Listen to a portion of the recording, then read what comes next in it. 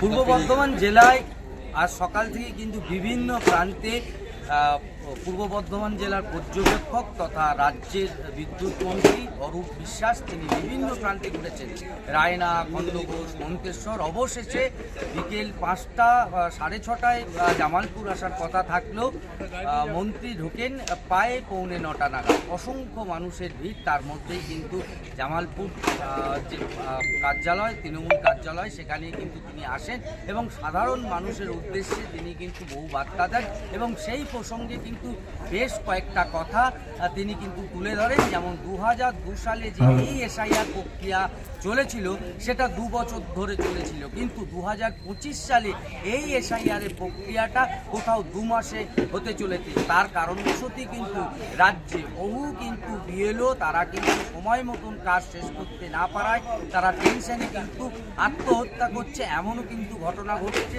রাজ্যে বহু মানুষ তাদের কিন্তু বৈধ ভোটার বাদ চলে যাওয়ার একটা আশঙ্কা থাকছে। তেমনই কিন্তু রাজ্যের মন্ত্রী অরূপ বিশ্বাস জামালপুর থেকে তিনি কিন্তু বললেন এবং তিনি এটাও বললেন সাধারণ মানুষের ক্ষেত্রে যে আগামী দিনে যদি কোনো রকম এই ধরনের ঘটনা ঘটে তাহলে কোথাও রাজ্যর তরফ থেকে বা তারা প্রত্যেকেই কিন্তু প্রথমে দিল্লি এবং তারপরেও যদি কোনো কাজ না হয় তাহলে কিন্তু অবশেষে আদালতের দ্বারস্থ হবে, এমনটাই কিন্তু রাজ্যের মন্ত্রী পূর্ব বর্ধমানের জামালপুর থেকে তিনি কিন্তু বললেন।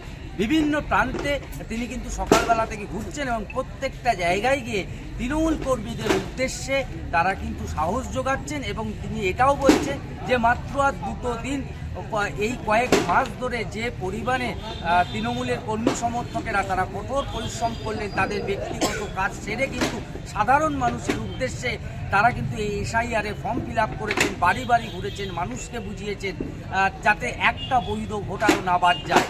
তাই আগামী দিনে যদি কোনো বৈধ ভোটার বাদ যায় তাহলে কিন্তু আরও বড়সড় আন্দোলন এবং বড় পদক্ষেপ নেবে তৃণমূল। একটা 2 বছরের কাজ যেহেতু ম্যাজিশিয়ান যে রাতারাতি 2 মাসে করবে, এটা একটা ষড়যন্ত্র, একটা কনস্পিরেসি।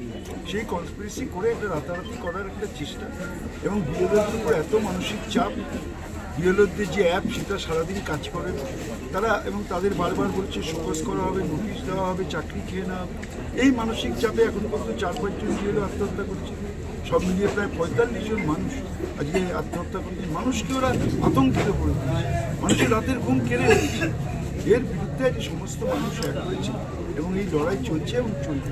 আমাদের দলনেত্রী তথা মুখ্যমন্ত্রী বলেছেন, আমাদের সাধারণ সম্পাদক অভিষেক ব্যানার্জি বলেছেন যে একটা মানুষের বৈধ ভোটারের নাম বাদ দিলে আমরা 10 লক্ষ মানুষই আন্দোলন।